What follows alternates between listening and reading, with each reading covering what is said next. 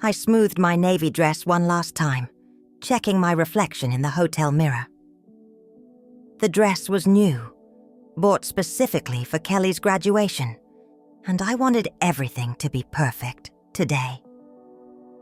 34 years of marriage had taught me the importance of these milestone moments. I'd seen my oldest daughter graduate 5 years earlier, and now my baby was finishing college. Where had the time gone? "Are you almost ready?" John called from the other room. His voice had that edge to it, the one I'd grown accustomed to over the past year.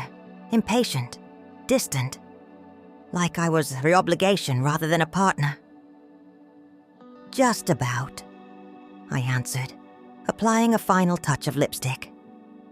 I studied my face. 60 years of life etched into the lines around my eyes.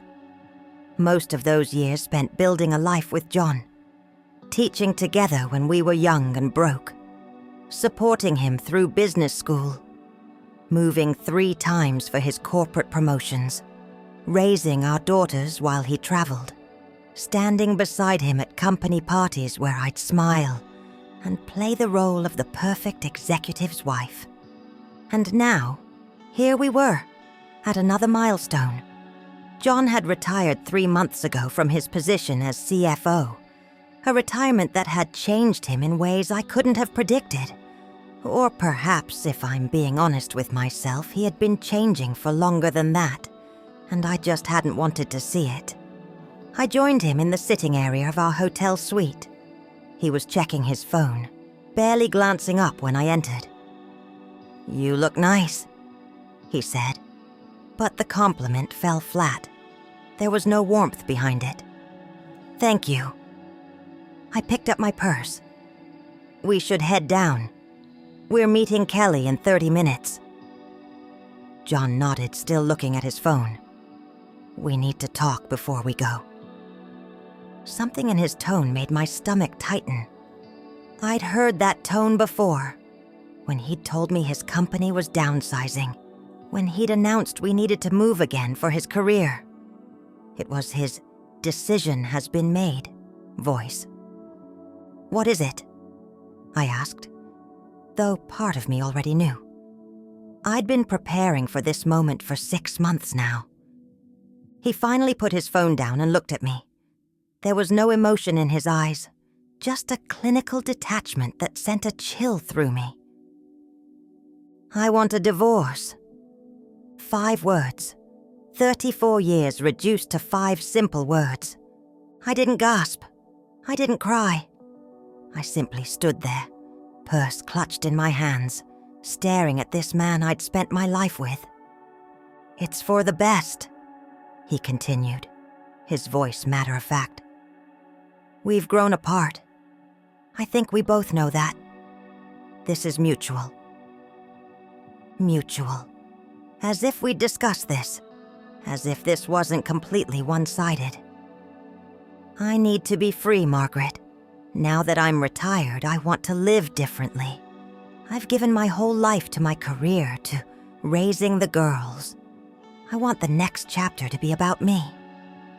I took a deep breath, steadying myself. "And you're telling me this now? Right before our daughter's graduation?" He had the decency to look slightly uncomfortable.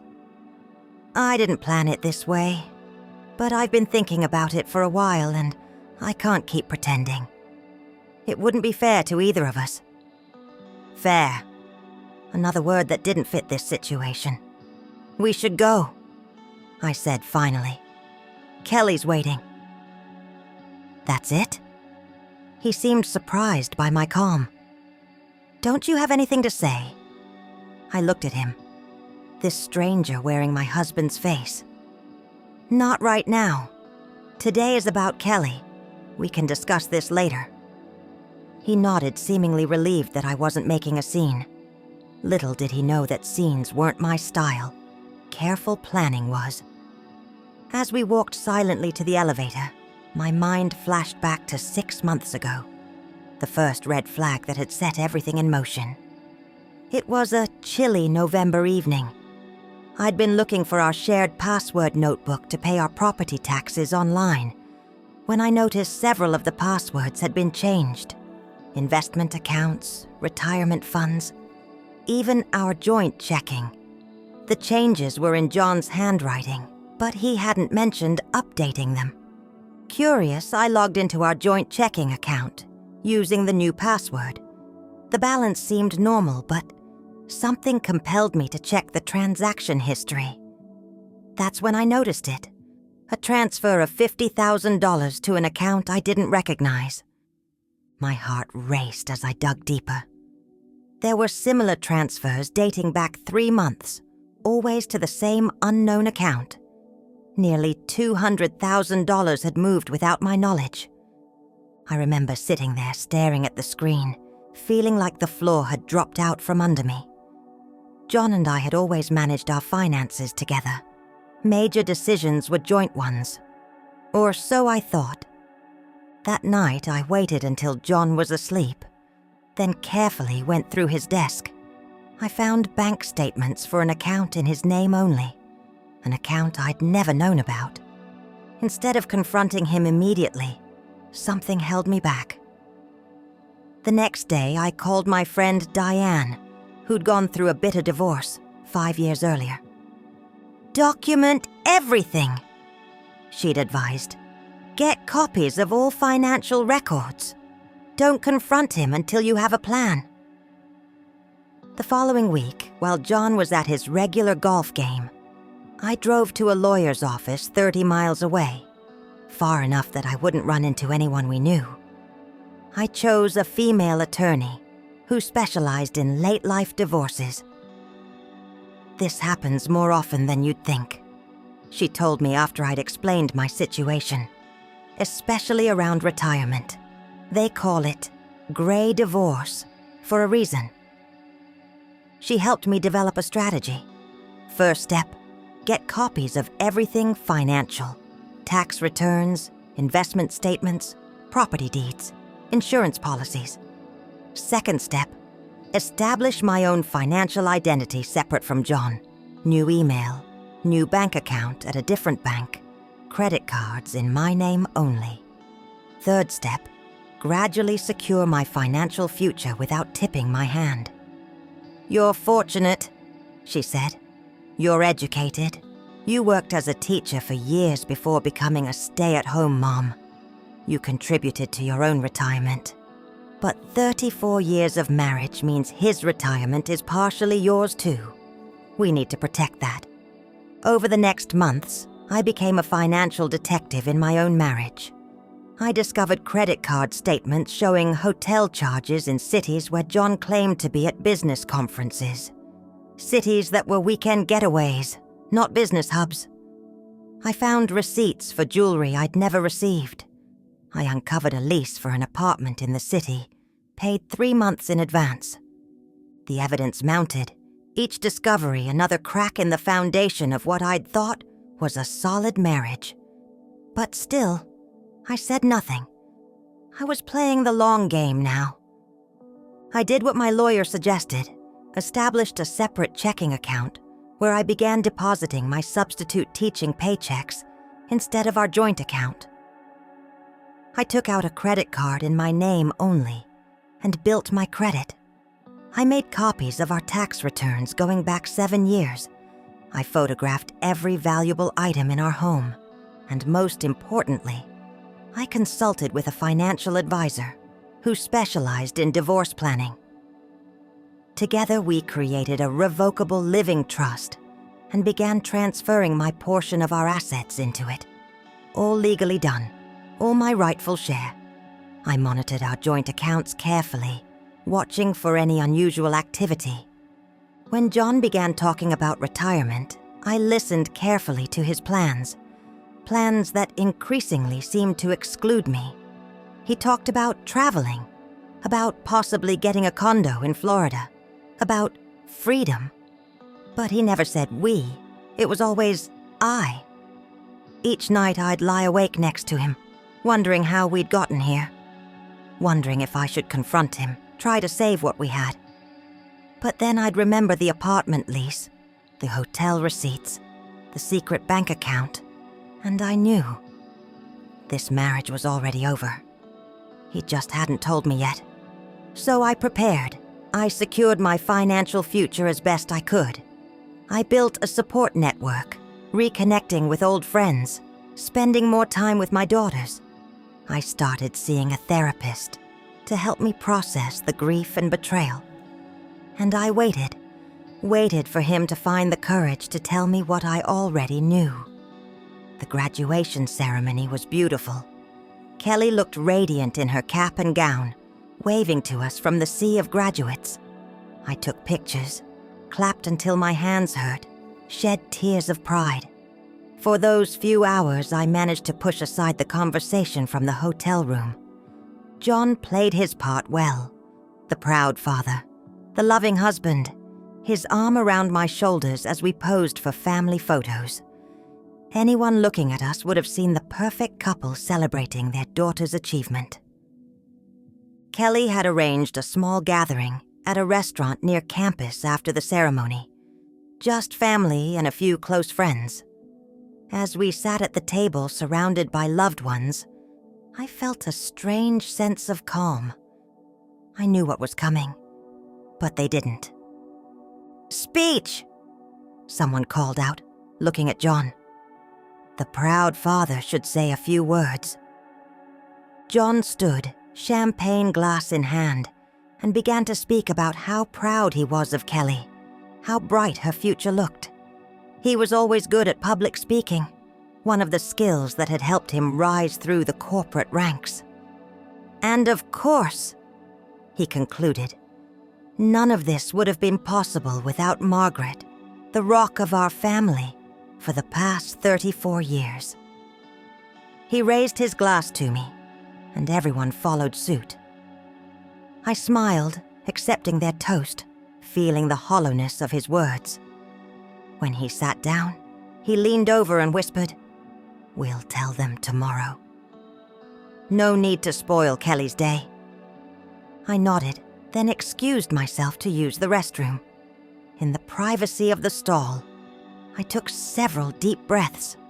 This was it, the moment I'd been preparing for. When I returned to the table, the conversation had shifted to Kelly's plans after graduation. She was explaining her job offer in Seattle, her excitement about moving to a new city. "Dad and I will help you move," I said, watching John's face carefully. "We can drive the truck while you take your car." A flicker of discomfort crossed his features. "Actually," he said, "I might be tied up that week. Some meetings with my financial advisor about restructuring investments now that I'm retired." Our daughter looked disappointed but nodded. "It's okay, Dad. Mom and I can handle it." "We certainly can," I agreed, smiling at her. "We've always been good at figuring things out, haven't we?" As coffee and dessert were served, John excused himself to take a phone call. The moment he stepped away, Kelly leaned over to me. "Is everything okay with you and Dad?" she asked. "You seem different with each other." My heart ached. She was perceptive, my youngest. Always had been.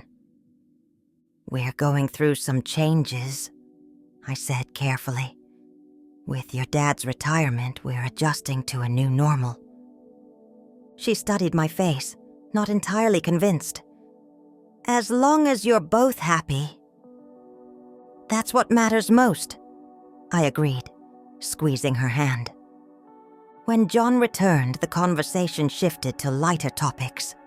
But I could feel Kelly watching us, noticing the distance between us that had once been closeness. After dinner, as everyone prepared to leave, John's brother Mark suggested we continue the celebration at their hotel bar. "One more round to toast the graduate," he insisted. We moved to the hotel's upscale bar, claiming a corner with comfortable seating. More champagne was ordered, toasts were made, memories were shared. I sat quietly, sipping my drink, watching this family I'd been part of for over 3 decades. John's parents had passed years ago, but his brother and sister were here with their spouses. My sister had flown in from Arizona. Our oldest daughter, Emily, had come with her husband. And of course, Kelly, the woman of the hour, surrounded by a few close friends. John was in his element, holding court, telling stories about Kelly's childhood. I watched him charm the room, just as he had charmed me all those years ago. As the evening progressed, I noticed him checking his phone more frequently, stepping away for brief calls. Each time he returned, he seemed more agitated. Finally, during a lull in the conversation, he pulled me aside. "I just got off the phone with the bank," he said, his voice low but urgent. "There's something wrong with our accounts. Transfers that I didn't authorize. We need to deal with this first thing tomorrow." I looked at him calmly. "What kind of transfers?" "Money moved from our joint accounts. A lot of money." His eyes narrowed. "Did you do this?" "I protected my interests," I said simply. "Just as you've been protecting yours." Confusion crossed his face, followed quickly by alarm. "What are you talking about?"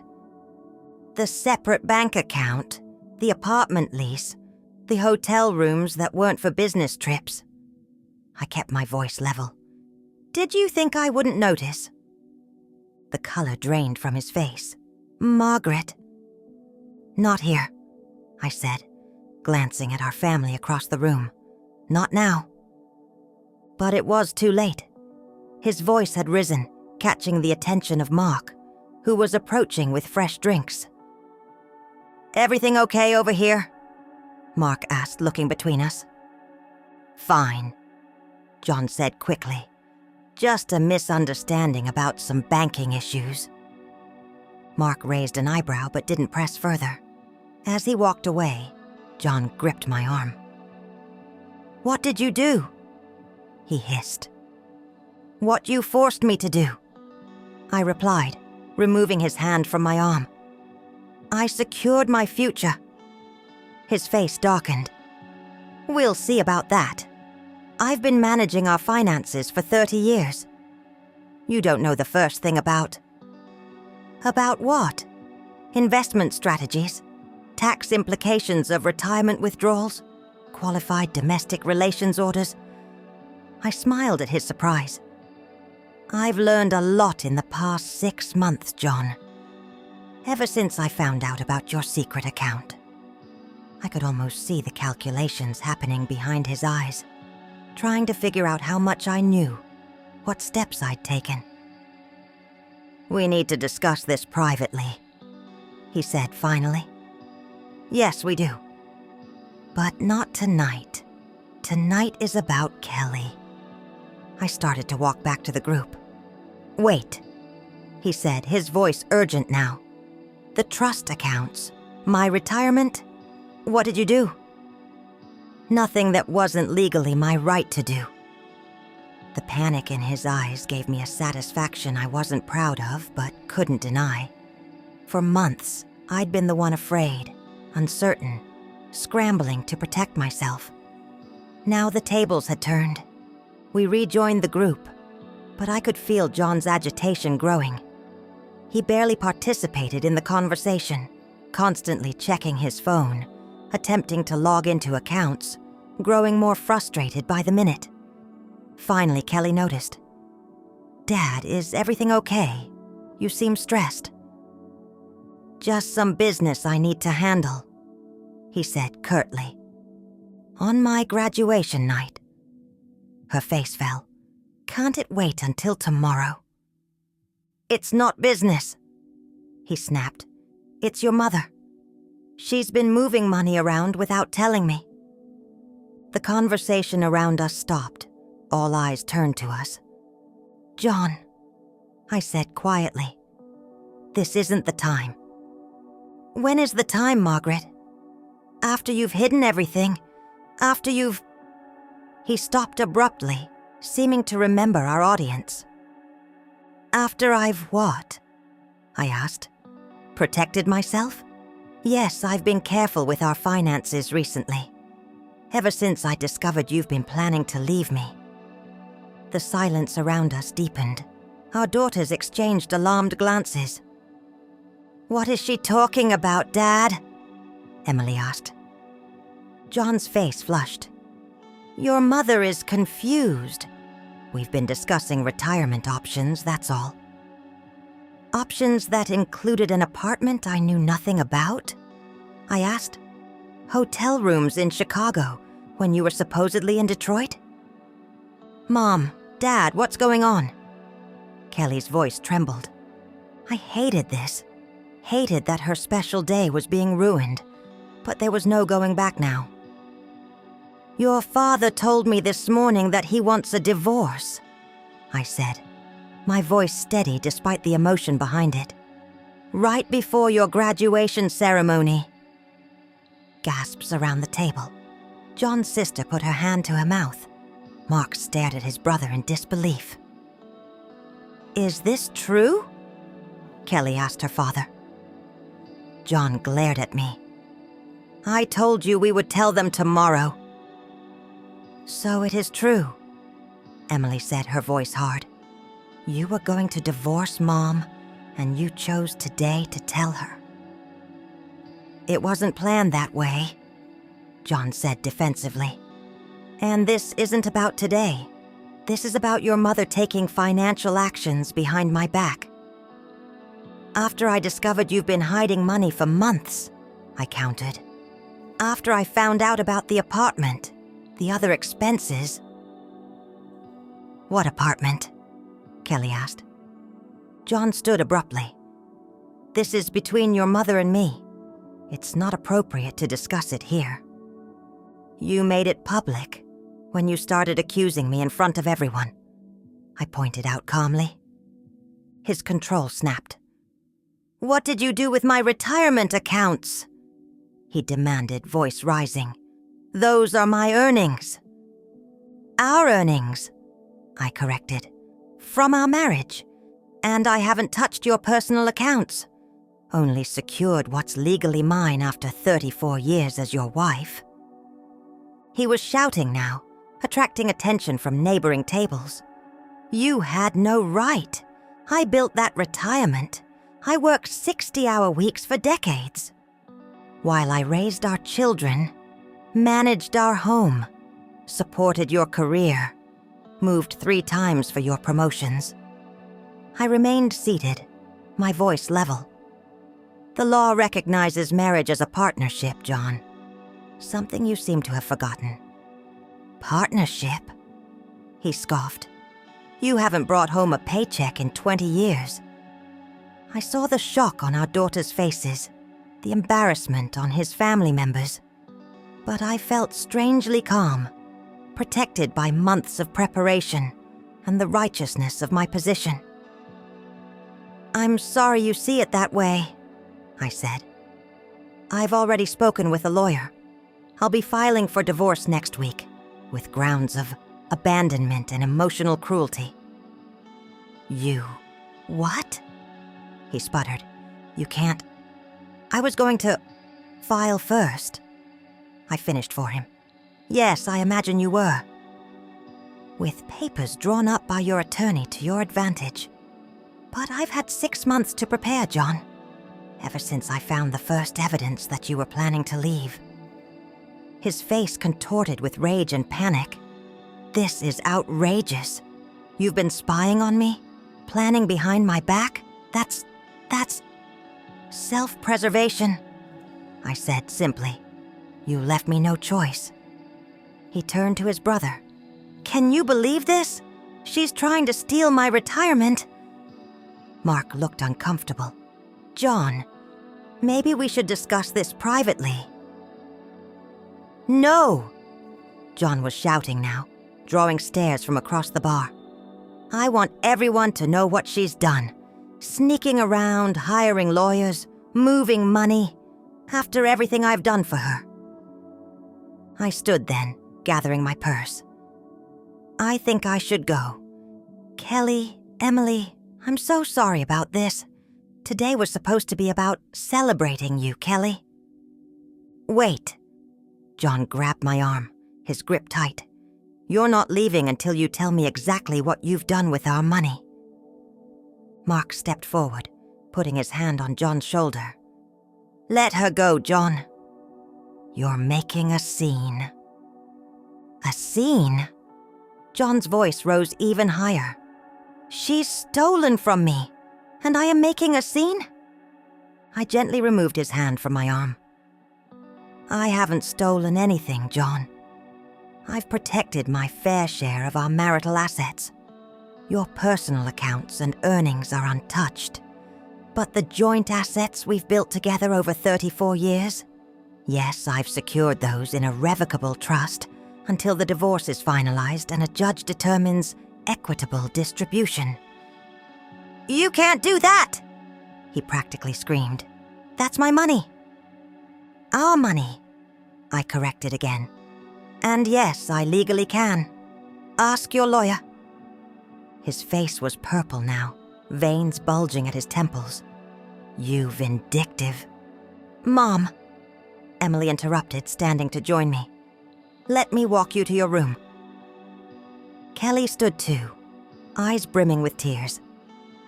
I'll come too. John looked wildly between our daughters and me. You're taking her side? Just like that? There aren't sides, Dad, Emily said coldly. But you chose Mom's graduation day to announce you're leaving her, and now you're screaming at her in public. What did you expect? I felt a wave of love for my daughters, for their instant support despite the shock they must be feeling. This isn't over, John hissed as I turned to leave. No, I agreed. It's just beginning. My lawyer will contact yours on Monday. As I walked away with my daughters flanking me, I heard John continuing to rant behind us. My sister joined us at the elevator, squeezing my hand supportively. Are you okay? Kelly asked once we were alone in the elevator. I will be, I said, and realized with some surprise that it was true. The worst had happened, the confrontation I'd been dreading for months.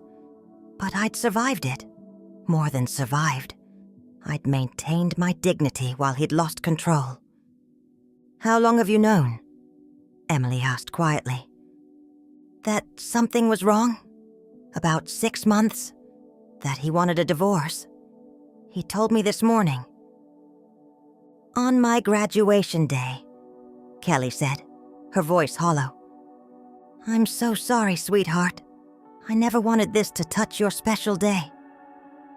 She shook her head. It's not your fault. I can't believe he would do this. When we reached my hotel room, the room I was supposed to be sharing with John, my daughters insisted on coming in. As we sat together on the edge of the bed, I told them everything. The discovered bank statements, the apartment lease, the financial moves I'd made to protect myself. I'm proud of you, Mom, Emily said when I finished. So many women get blindsided by this. I almost was, I admitted. If I hadn't found those changed passwords, if I hadn't dug deeper. But you did, my sister said. You took control of the situation. Kelly was quieter, processing everything. Were there signs? She finally asked, before the financial stuff. I thought about it. Looking back, yes. He became more distant, less interested in our plans together. He stopped talking about we and started talking about I. The retirement planning became secretive rather than shared. We talked for hours, my daughters and sister forming a protective circle around me. They insisted on staying, making plans for Kelly to sleep on the pull-out sofa in my room and Emily to share my sister's room down the hall. What will you do now? Kelly asked as the night grew late. File for divorce on Monday as I told him, and start living life on my terms, I said with quiet confidence. I've spent months preparing financially. My own accounts, credit, a solid trust. I've reclaimed what's rightfully mine after all these years. I squeezed her hand. I'll be okay. I've made sure of that. I know you will, she said, resting her head on my shoulder like she used to do as a little girl. You're the strongest person I know. As they finally prepared to leave, Emily to my sister's room, Kelly to shower before bed, Emily paused at the door. Mom, she said, I just want you to know. What you did, how you handled this, it's a lesson I'll never forget. To value myself, to be prepared, to stand up for what's mine. Her words brought tears to my eyes for the first time that day. That's all I've ever wanted for you girls, to be strong, independent women who know their worth. After they left, I sat alone in the quiet hotel room, replaying the events of the day. The morning's announcement, the graduation ceremony, the confrontation at the bar. It felt surreal, like something happening to someone else. My phone buzzed with a text from John. We need to talk. Now. I turned off my phone without responding and got ready for bed. Tomorrow would bring its own challenges, but for tonight, I'd done enough. As I lay in the darkness, I thought about the women I'd known who had been financially devastated by late-life divorces. Women who had trusted their husbands completely with finances, only to discover too late that they had been left vulnerable. Women who had to start over in their 60s with nothing but Social Security and whatever scraps their ex-husband's lawyers allowed them. I wouldn't be one of those women. I had prepared. I had educated myself. I had taken control. The next morning, there was a pounding on the door at 7 a.m. I knew without checking that it was John. Kelly, who had been sleeping on the sofa bed, sat up groggily. Don't answer it, she said. I won't, I assured her. The pounding continued, followed by John's voice calling my name. After a few minutes, there was silence, then the sound of a keycard being inserted into the door. The security latch held, allowing the door to open only an inch. Margaret, John called through the gap. I know you're in there. We need to talk about what you've done. Not now, John, I called back calmly. I'm with Kelly. Call my lawyer on Monday. Your lawyer? His voice rose again. I tried to access our accounts this morning. Everything's frozen. What have you done? Protected myself, I repeated. Now please leave before you embarrass yourself further. There was more pounding, then the sound of hotel security arriving, asking him to step away from the door. Kelly looked at me, wide-eyed. He's lost it. He's panicking, I corrected. He thought he had everything planned perfectly. His retirement secured, his escape route clear. Now he's realizing he's not in control anymore. After hotel security escorted John away, Kelly and I ordered room service breakfast. As we ate, I explained more about the financial steps I'd taken. The most important thing I did was educate myself, I told her. I spent hours researching divorce law, retirement accounts, tax implications. I found professionals who specialized in late-life divorce, a lawyer, a financial advisor, even a therapist to help me cope emotionally. I wish you hadn't had to go through this alone, she said. I wasn't entirely alone. I had my support network, women friends who'd been through similar situations, professionals who guided me, and knowing I was protecting my future gave me strength.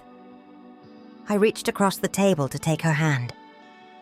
But the lesson here isn't just about divorce. It's about financial independence. Always know where your money is. Always have access to accounts.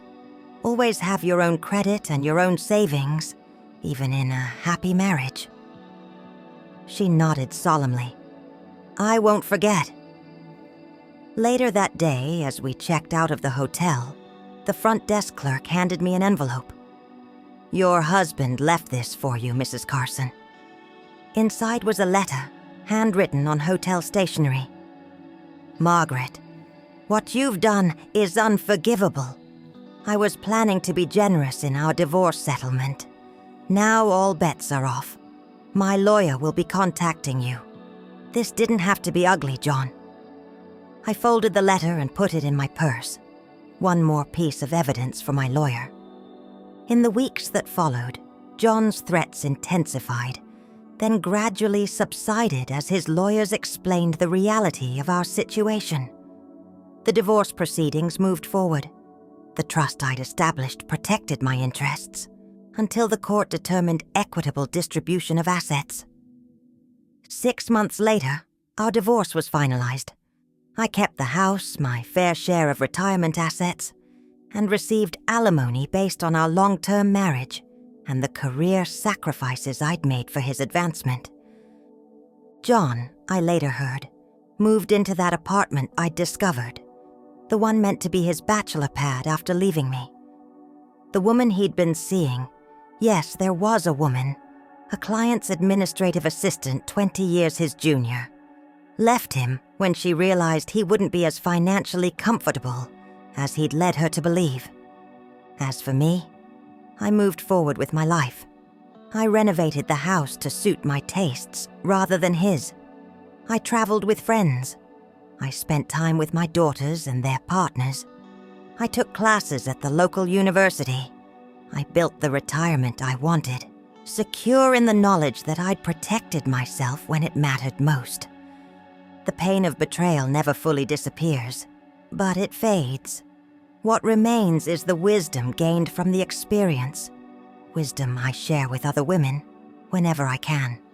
If you're a woman approaching retirement, please hear me.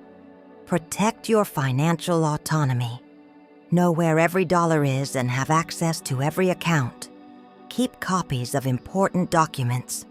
Maintain your own credit. Build your own retirement savings. And never, never ignore the financial red flags in your relationship. Changed passwords, hidden statements, secret accounts. Knowledge is security. Preparation is power. And financial independence is the foundation upon which women of our generation must build our futures, whether we stay married or find ourselves starting over in our later years. Remember, betrayal may break your heart, but knowledge will guard it. It's never too late to take control of your future and to walk away with your dignity intact.